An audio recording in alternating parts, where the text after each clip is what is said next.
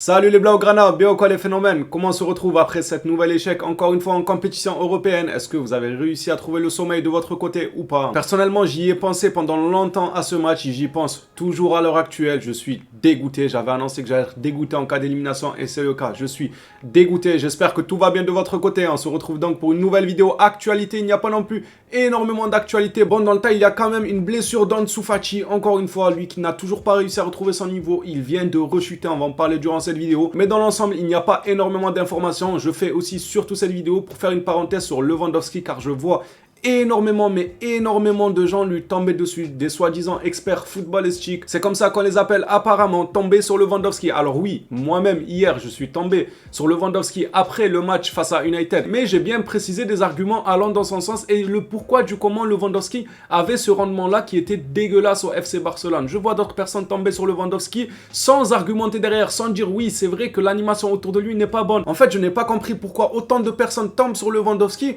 mais tout en cachant les arguments. Comme si Lewandowski est nul et basta. Comme s'il ne savait pas que Lewandowski c'était un finisseur et non pas un créateur. Comme s'il ne savait pas que Lewandowski c'était pas quelqu'un qui va éliminer 2-3 joueurs et mettre une grosse lucarne. Comme s'il ne savait pas que Lewandowski n'a pas ce petit truc par exemple à la Benzema qui va redescendre au milieu de terrain pour créer le jeu. Ce n'est pas Lewandowski. Donc pourquoi on s'étonne? Franchement, moi je l'ai dit hier avec la frustration. Je suis tombé sur Lewandowski, mais j'ai eu quand même le recul, même à chaud. Justement, là où normalement à chaud tu peux glisser, tu peux te laisser aller, tu peux des fois abuser sur un joueur, mais j'ai eu le recul nécessaire pour dire Lewandowski a fait un match catastrophique, il a fait un match horrible, mais il faut préciser que l'animation autour de lui était nulle et que ce n'est pas un joueur qui élimine 1, 2, 3 joueurs et qui marque un but. Ça, il faut le mettre dans sa tête. Il y en a certains, quand je les vois parler de Lewandowski, ça se voit qu'ils n'ont jamais regardé un match de lui au Bayern Munich. Ça se voit qu'ils connaissaient Lewandowski que par les stats. Quand les médias titraient Lewandowski vient de faire une saison à 40 buts, Lewandowski vient de faire une saison à 50 buts. Vous le connaissez que à partir des médias. Je ne peux pas croire que quelqu'un qui est fan de foot, qui a déjà vu Lewandowski sur un terrain, qui a cerné quel type de profil, quel type de joueur est Lewandowski,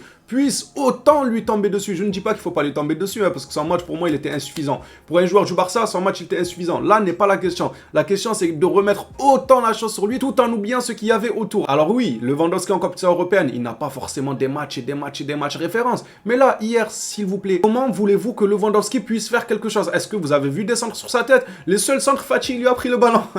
Le seul centre, Fati s'est imposé entre le ballon et la tête à Lewandowski. Mais est-ce que vous avez vu Rafinha jouer sur lui? Est-ce que vous avez vu des combinaisons avec Rafinha? Est-ce que vous avez vu des combinaisons avec Sergio Roberto? Est-ce que vous avez vu le milieu de terrain lui apporter des passes en profondeur, des passes clés? Moi, je n'ai pas vu ça. Donc pourquoi on s'offusque du rendement de Lewandowski alors qu'il n'est pas servi? Et le joueur, son point fort, c'est d'être servi, c'est de finir les occasions. Ce n'est pas d'aller se créer les occasions, c'est d'être bien placé, de peser sur la défense adverse. C'est ce qu'on appelle un renard des surfaces, Lewandowski. Et ça a toujours été le cas, même au Bayern. C'est juste qu'au Bayern, il claquait des saisons, il était voilà flamboyant parce que autour de lui, tout allait bien. Il y avait une très bonne créativité autour de lui, ça bougeait, ça centrait dans sa tête, ça lui faisait des passes en profondeur. Car l'animation autour de Lewandowski était fluide et très très bonne. Est-ce que l'animation du Barça en attaque est bonne? Non. Alors à partir de ce moment-là, pourquoi on remet tout sur son dos? L'animation n'est pas bonne. Tu as ramené un joueur qui a besoin d'une bonne alimentation, j'ai envie de te dire. Il faut l'alimenter, ce joueur-là. Ce n'est pas à lui de s'alimenter lui-même. Il ne se suffit pas à lui-même. C'est un joueur qui a besoin d'être épaulé. Et avec tout ça, vous voulez Erling Haaland au Barça, mais ça va être la même chose. Il faut se réveiller à un moment donné. Erling Haaland au Barça, c'est la même chose que Lewandowski. C'est quelqu'un qui va peser sur la défense, c'est quelqu'un qu'il faudra servir et alimenter si vous voulez le voir flamboyant. Si tu ramènes Erling Haaland dans ce Barça-là, avec ce Rafinha-là, avec Sergio Roberto face à United là comme hier, sans Pedri, sans Gavi, avec un Rafinha dégueulasse, Erling Haaland n'aurait absolument rien fait. Ce genre de joueurs-là ont besoin d'être alimentés constamment. Faut réfléchir les gars, juste 2 secondes. Je comprends qu'il y en a qui sont frustrés, moi notamment. Je lui en ai voulu durant mon débrief, mais durant mon débrief, j'avais déjà précisé, Lewandowski est un joueur qui a besoin d'être alimenté. Ça ne me paraît pas compliqué à comprendre, mais certains font mine de ne pas comprendre et remettent tout sur son dos alors que l'animation offensive est juste dégueulasse. Maintenant que cette parenthèse est faite, ça ce n'est que mon point de vue. S'il y en a qui sont pas d'accord et qui croient que Lewandowski c'est un Ronaldinho, c'est un Messi, c'est un Cristiano, ça c'est votre point de vue à vous. Moi mon point de vue c'est que les joueurs comme Lewandowski, comme Haaland, ils ont besoin d'une très bonne animation autour de eux pour être flamboyants. Maintenant qu'on a mis ça au clair, on va commencer l'actualité. Bon, il y a 3-4 informations, je vais pas vous mentir, on va commencer avec celle de Pedri. L'objectif de Pedri est de revenir face à l'Atlético Bilbao. Ça va être un match compliqué, c'est jamais facile d'aller jouer là-bas là à Bilbao, c'est jamais facile. Un Pedri qui serait de retour contre Bilbao, ça serait super. Sergio Busquets, lui, veut décider de son avenir maintenant. Le moment est venu, mais Barcelone ne lui a pas encore envoyé d'offre de renouvellement,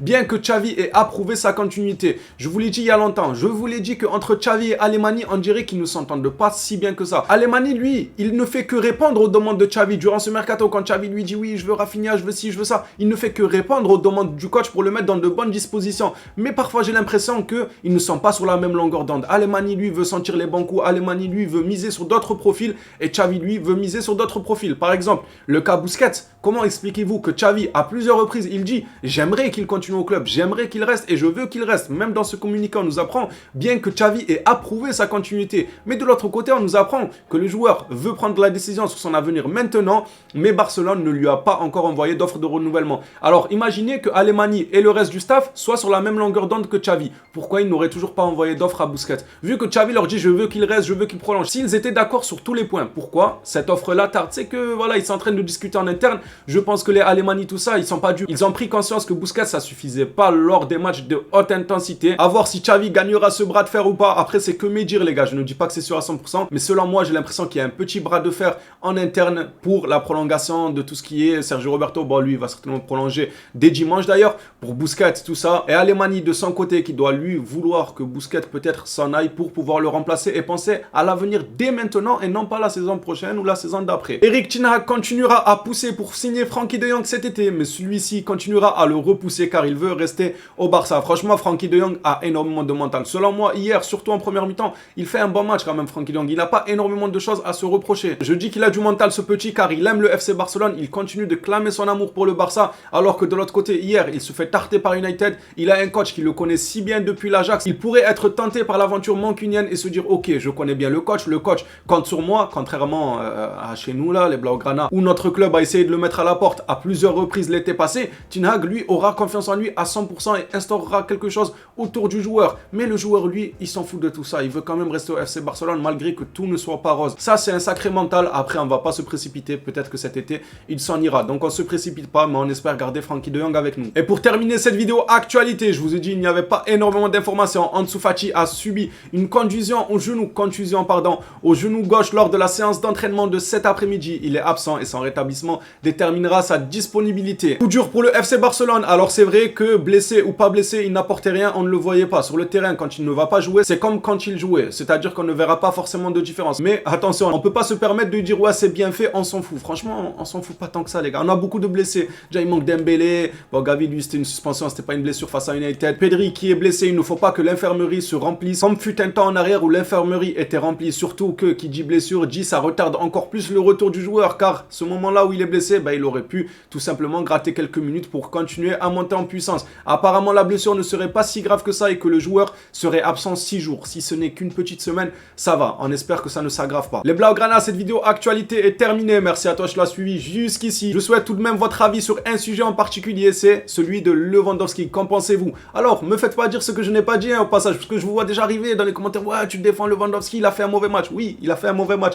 Je ne dis pas qu'il a fait un bon match, loin de là. Mais est-ce qu'on peut parler de l'animation autour de lui ou c'est interdit? On peut ou dites-nous. Dites-nous si on peut se permettre de parler de l'animation. Du coup, vous, comment voyez-vous les choses de votre côté? Est-ce que vous pensez que Lewandowski est réellement ce finisseur, ce renard de surface qui a besoin d'une bonne alimentation autour de lui? Ou est-ce que vous pensez comme certains sur les réseaux qui, selon eux, Lewandowski doit dribbler 2, 1, 3 joueurs et marquer un but? Franchement, chacun son avis. Je respecterai et je débattrai avec tout le monde. Du moins, j'essaierai. Tout ça dans le respect, bien évidemment. Comme d'habitude, vous commencez à connaître la maison. Ici, on n'est pas du genre à se parler mal pour du football. Loin de là. Ou pour autre chose d'ailleurs. Pas que dans le football. Les phénomènes, sur ce, on se dit à la prochaine vidéo. D'ici là, prenez soin de vous les phénomènes.